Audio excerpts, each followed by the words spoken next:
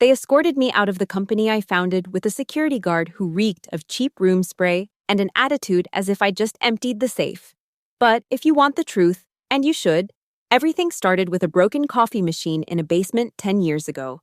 I didn't know then, while mopping up coffee and fixing broken code, that I was inadvertently creating the foundation of an AI system that would save a defense corporation from a billion-dollar scandal. And they thought they could push me out of the game. Big mistake, my friend. My name is Clara Whitmore. I'm 38. And I've spent most of my adult life translating human behavior into algorithms that could predict what people would do next. It sounds less creepy when I add that my doctorate is in computational neurobehavioral science.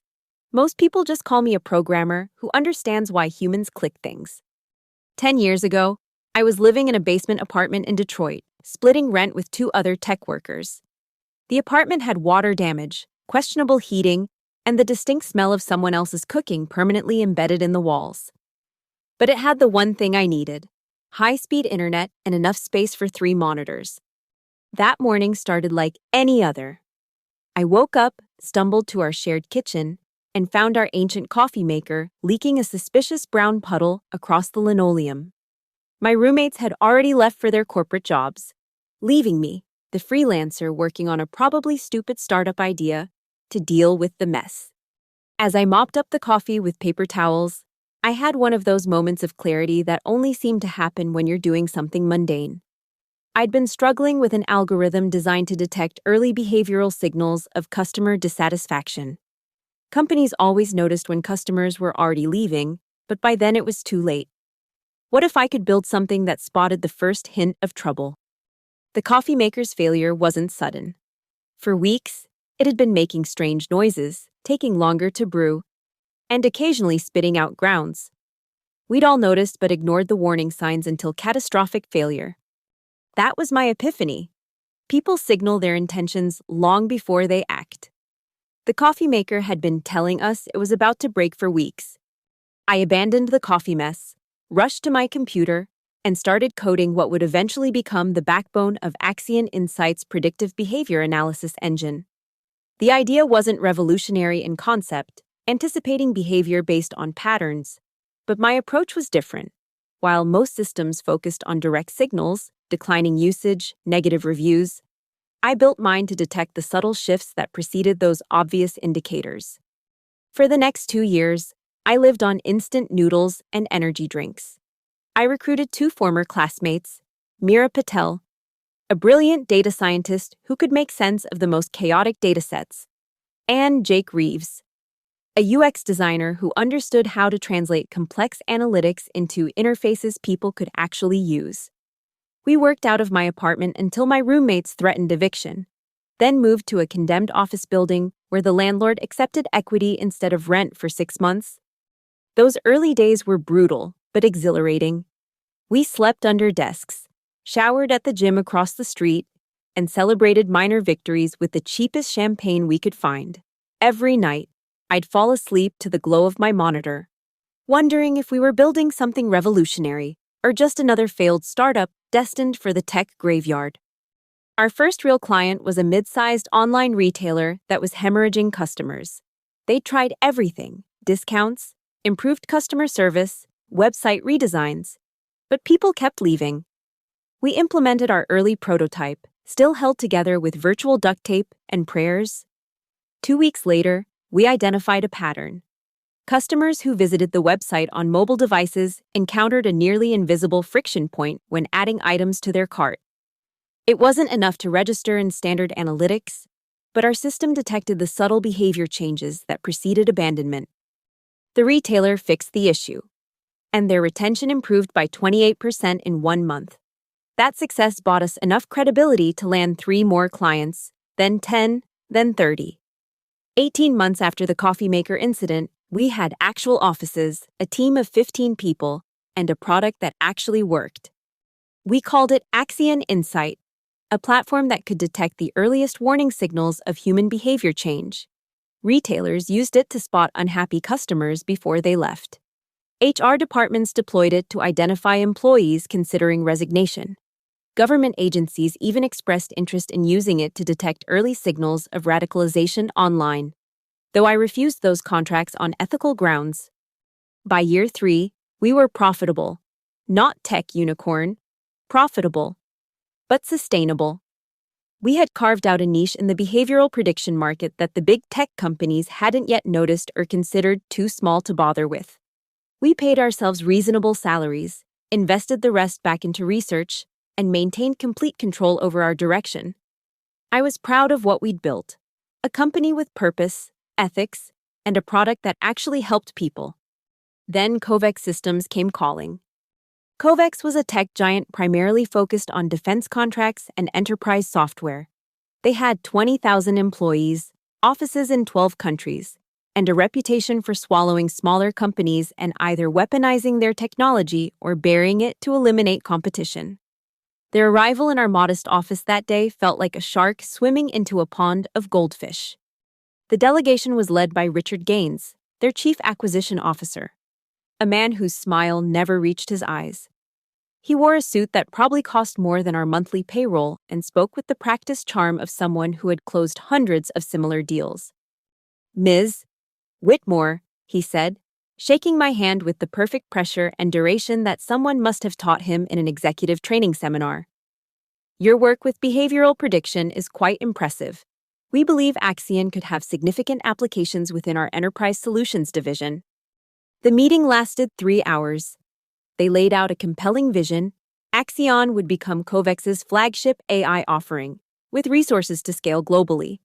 They would retain our entire team, with myself as strategic development director. The offer was $45 million, not Silicon Valley lottery money, but life-changing for all of us. I should have said no. Every instinct told me this was wrong. But Mira's mother needed expensive cancer treatments. Jake had a second child on the way. Our early employees had worked for below-market salaries for years, believing in our vision. How could I deny them this payday? We negotiated for 2 weeks.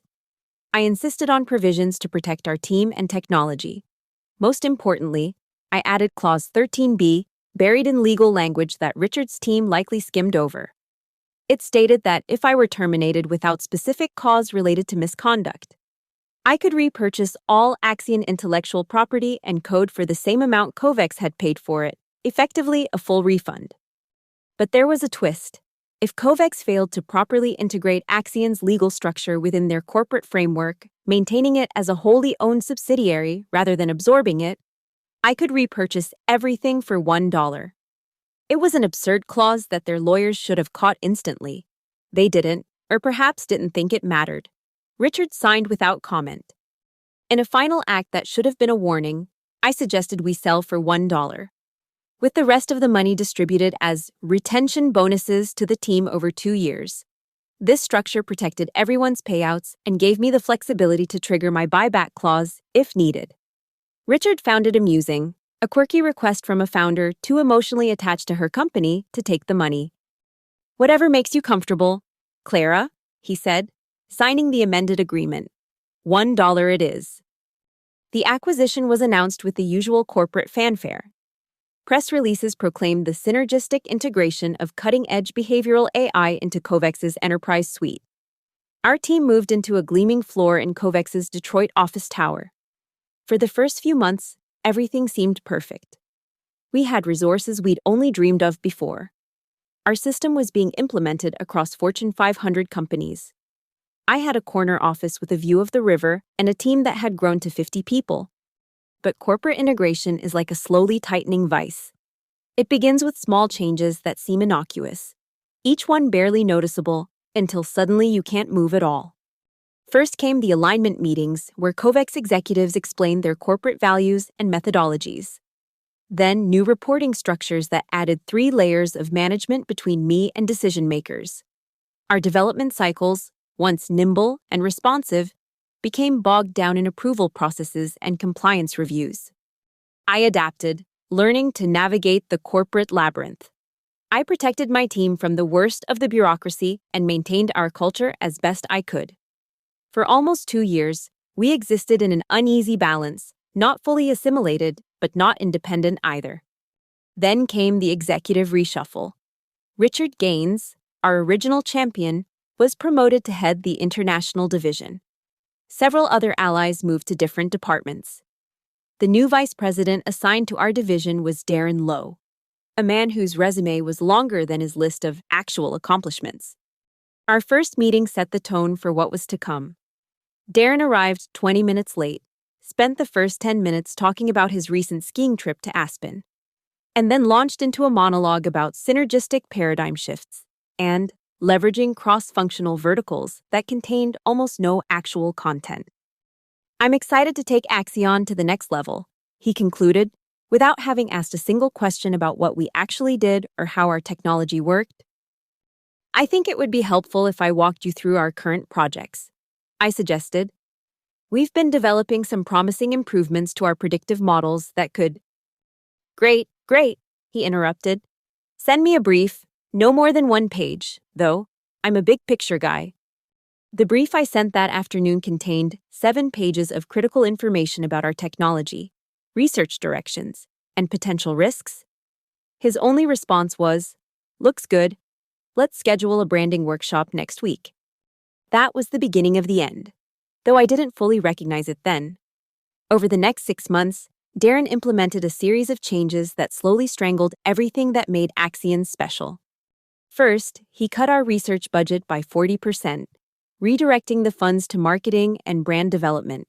Then he began hiring his own people, marketing executives, product managers, and innovation consultants who knew nothing about behavioral analysis or AI but were experts at creating PowerPoint presentations. Mira was the first to sound the alarm. She came to my office one evening, closing the door behind her, something that had never been necessary in our old company. "They're manipulating the data," she said without preamble. "What do you mean?" She pulled up a chair and opened her laptop. "Darren's team has been pressuring us to optimize the system for positive engagement metrics. They want to show client executives that their employees and customers are happy, even when they're not." She showed me the code changes that had been implemented without my approval. Subtle adjustments to weighting algorithms, redefining what constituted satisfaction signals, and introducing confirmation bias into the analysis pipeline. The changes wouldn't be obvious to anyone who didn't understand our core technology, but they fundamentally corrupted what made Axion valuable: its honesty. "This will destroy the accuracy of our predictions," I said, staring at the screen. "We'll be selling lies." "That's the point," Mira replied. "Darren told the team that clients pay for good news, not problems.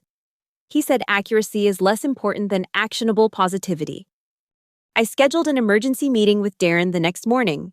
He arrived late again, coffee in hand, scrolling through his phone as I explained the problem. "Clara," he said when I finished, not looking up from his device, "you're overthinking this. We're just making the product more client-friendly. By making it wrong, the entire value of our system is its ability to detect problems before they become critical. If we mask those signals, we're selling snake oil." He finally put down his phone. "Look, I understand you're attached to your original vision. That's admirable. But Kovacs didn't pay $45 million for a problem detector. We paid for a solution provider. If clients want to see positive metrics, we give them positive metrics.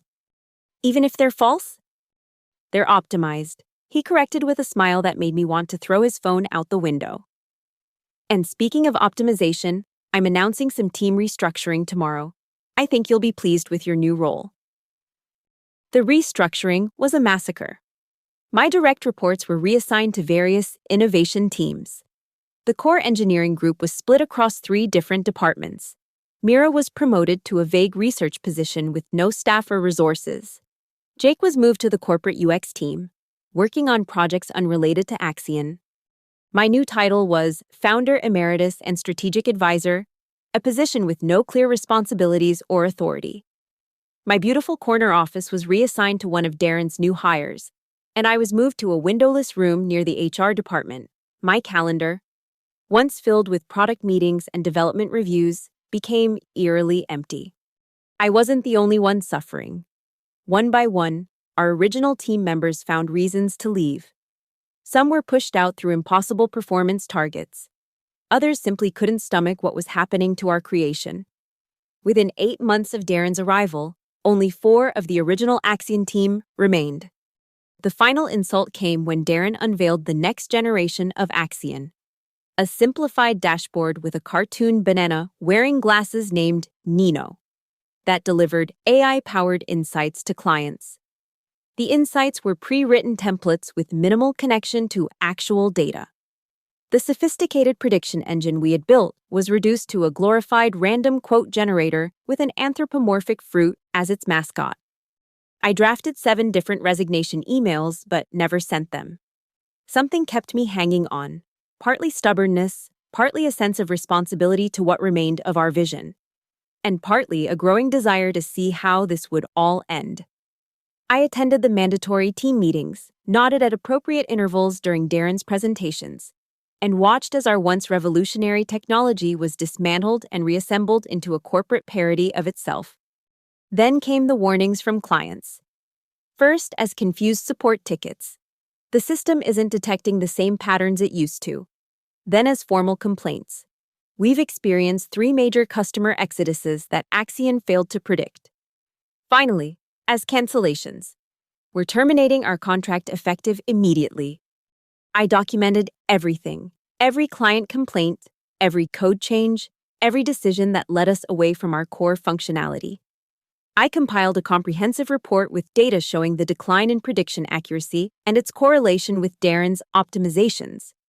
I requested a meeting with Covex's chief technology officer, bypassing Darren entirely. The meeting never happened. Instead, I received a calendar invitation for a performance review with Darren and someone from HR named Melissa Kent. The meeting was scheduled for 4:30 p.m. on a Friday, the universal corporate time slot for terminations. I spent the week preparing. I updated my comprehensive report on Axion's degradation. I backed up key documents to my personal devices, nothing proprietary, just meeting notes and communications that documented the decline. Most importantly, I reviewed my original acquisition agreement, paying special attention to Clause 13b. Friday arrived, I wore my best suit, not for Darren's benefit, but because I wanted to feel armored for what was coming. The meeting began exactly as I expected. "Clara," Darren said, his voice taking on the practiced solemnity of someone who had rehearsed this speech. "Covex values your contributions and the foundation you built with Axion. However, we've determined that your role no longer aligns with our strategic direction." Melissa from HR slid a folder across the table. "This contains information about your separation package, including 6 months of severance pay. We'll need you to sign these documents today." I didn't open the folder. "What's the official reason for my termination?" Darren shifted uncomfortably. "This isn't a termination, Clara. It's a separation by mutual agreement." "I don't agree to it, so it's not mutual. I'll ask again. What's the official reason?" Melissa jumped in. "The company is exercising its right to restructure roles as needed. Your position is being eliminated as part of broader organizational changes. So there's no cause related to misconduct or performance?" "No," she confirmed. "This is strictly a business decision." I smiled for the first time since entering the room. "Thank you for clarifying that." I stood, leaving the unopened folder on the table. "I'll have my lawyer review these documents and respond accordingly. In the meantime, I assume you'll want my badge and equipment." They seemed surprised by my calm. They had expected tears, anger, or desperate negotiation. Instead, they got professional courtesy tinged with something they couldn't quite identify. The quiet confidence of someone who had just confirmed they held a winning hand. A security guard with too much cologne escorted me to my office, where I collected my few personal items under his watchful eye. Employees peeked out from behind monitors and cubicle walls, their expressions a mixture of sympathy and relief that they weren't the ones being walked out. My access card was deactivated as I stood at the elevator, the guard maintaining an uncomfortable proximity as if I might suddenly bolt back to my desk and start downloading trade secrets. As the elevator doors closed, I caught a final glimpse of the office where I'd spent the last 3 years. I felt no sadness, only a growing sense of anticipation.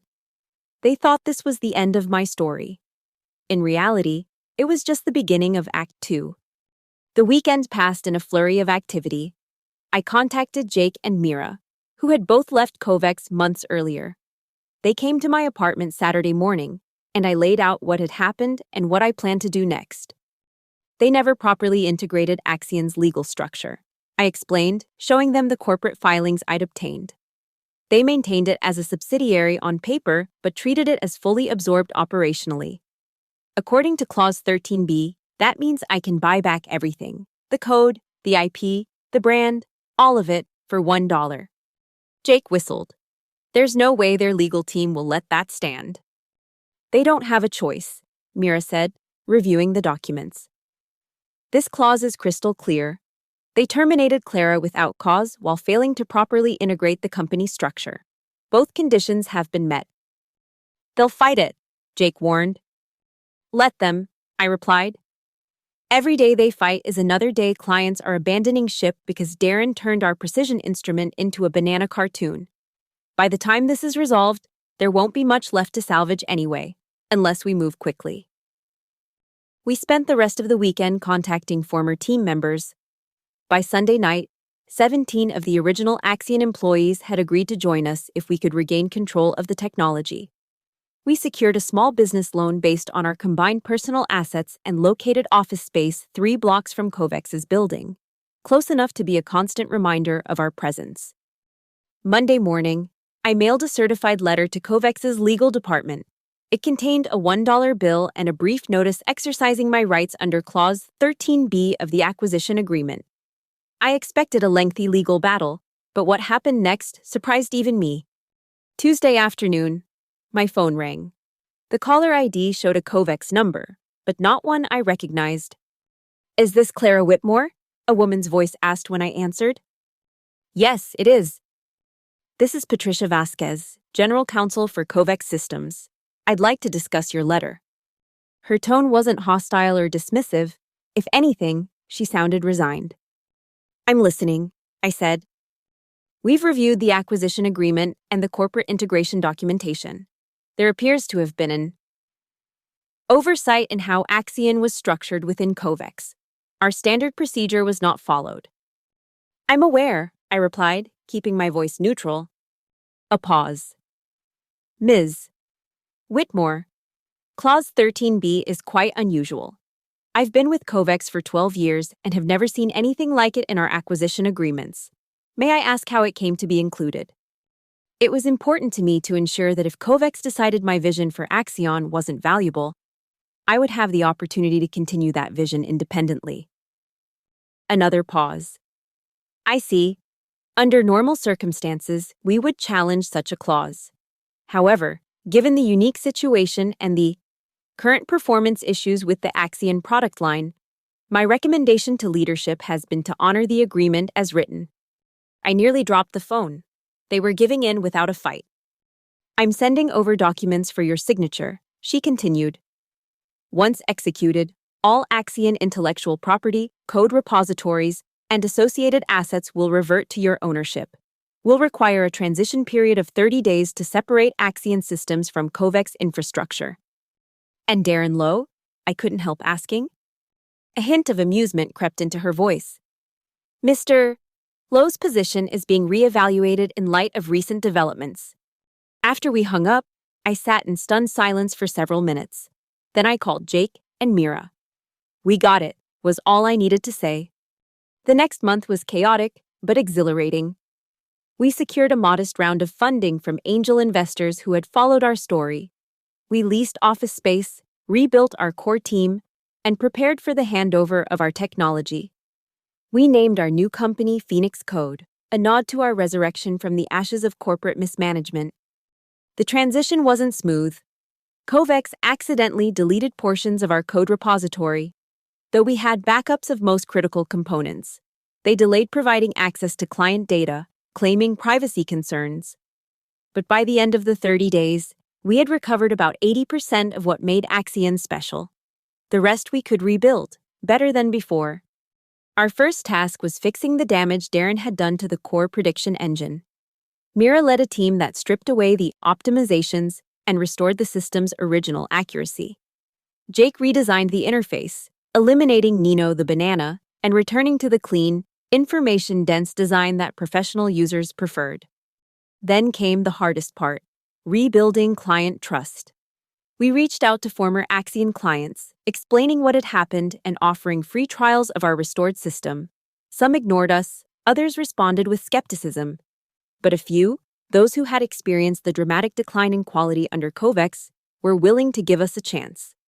6 months after my termination, Phoenix Code had 28 clients, a team of 32 employees, 23 of them original Axion team members, and a product that was outperforming even our original system.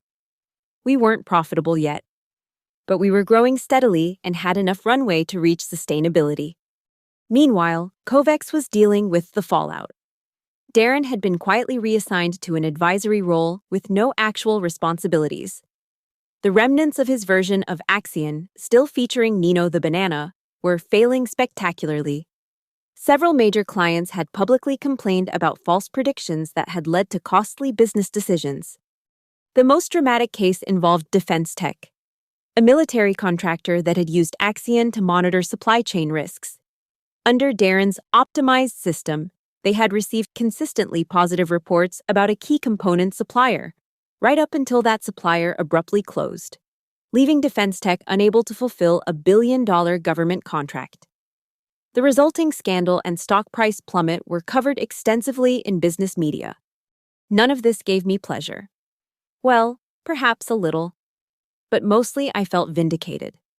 The technology we had built worked when used as intended. The failures weren't due to flaws in our original vision, but in the corporate distortion of that vision. 1 year after buying back my company for $1, I received an unexpected invitation. Tech Forward, one of the industry's premier conferences, wanted me to deliver a keynote address on resilience and innovation in AI development. I later learned that Darren had originally been scheduled to speak but had withdrawn for personal reasons. Standing backstage before my presentation, I felt a complex mixture of emotions. Nervousness, certainly. I was about to address 2,000 industry leaders. Pride in what we had accomplished, both before and after Kovex, but also a strange sense of closure.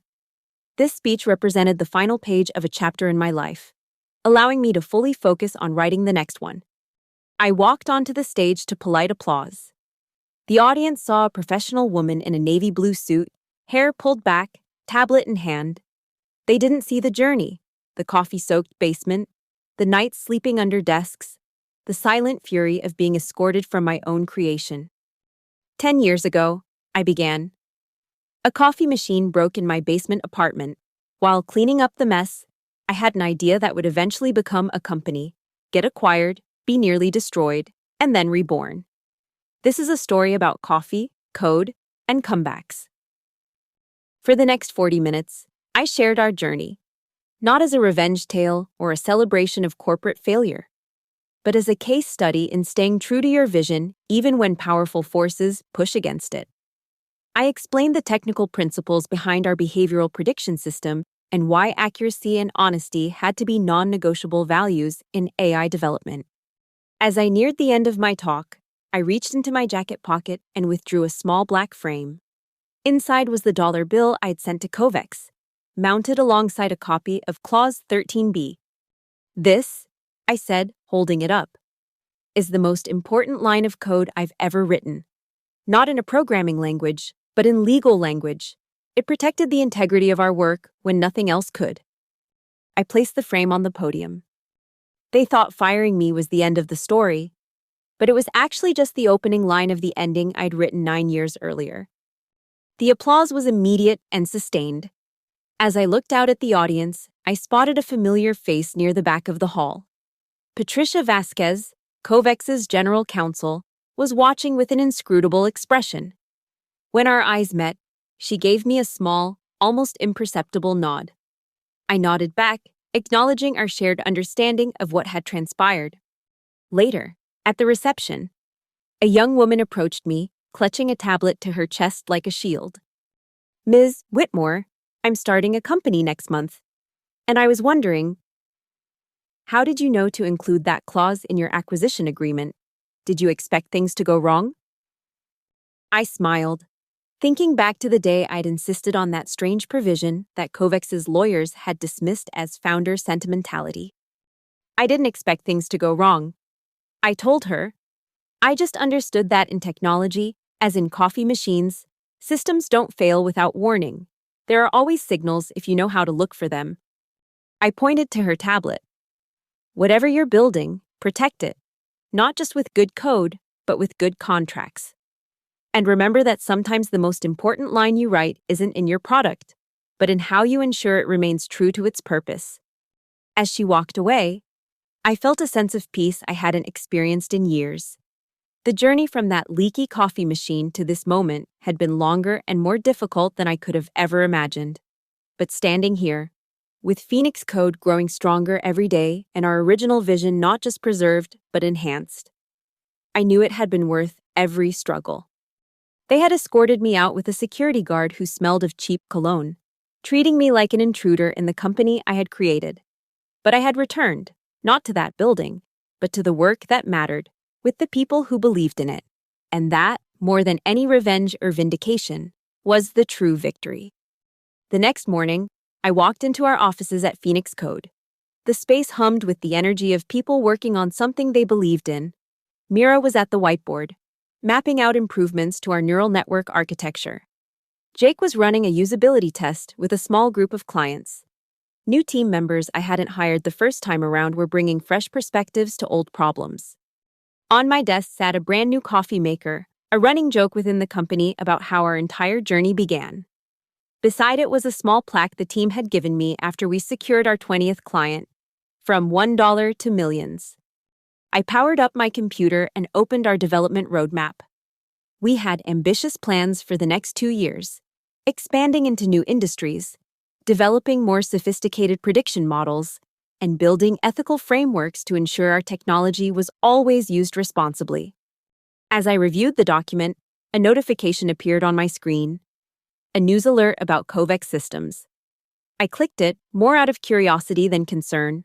The headline read, Kovex announces restructuring, closes AI division amid continued losses. The article detailed how Kovex was shutting down what remained of their behavioral AI products, Darren's failed version of Axion, and focusing on their core defense business. There was a quote from their CEO about returning to fundamental strengths and lessons learned from diversification attempts. No mention of a coffee machine, a $1 buyback, or a founder who refused to let her vision die. But that was fine. Some stories are better known by their results than their details. I closed the article without finishing it and returned to our roadmap. The past had its place, but it wasn't where I needed to focus anymore. What mattered now was building something that would last, something true to its purpose and resistant to those who would distort it for short-term gain. I added a new section to the document titled Legacy Protection and began outlining governance structures that would ensure Phoenix Code remained aligned with its founding principles even as it grew. Because if I had learned anything from the past 10 years, it was that creating something valuable was only the first step. The harder, more important work was protecting it, not just from failure, but from success that could corrupt its essence. As I typed, I glanced at the new coffee maker, steam rising gently from its carafe. Sometimes the best ideas really do start with a broken machine and the determination to fix what others would simply discard. Sometimes the coffee spill leads to the algorithm that changes everything. And sometimes getting escorted out of a building is just the beginning of finding your way back to where you truly belong.